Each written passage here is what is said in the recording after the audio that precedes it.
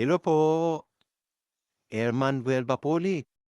Sa kasamaang palad, binabaliwala lang na nakakarami ang mga senyales na ito.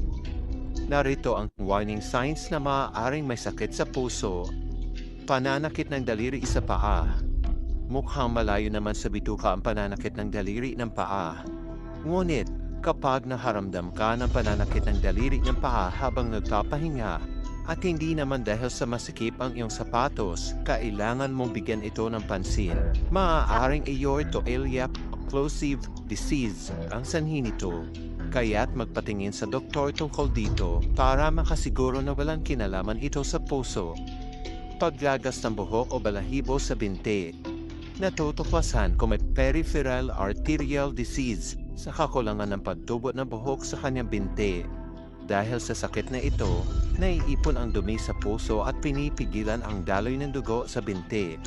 Kapag napansin mo nawawalan o nalalagas ang buhok, magpatingin sa doktor. Ingat po palagi. God bless po.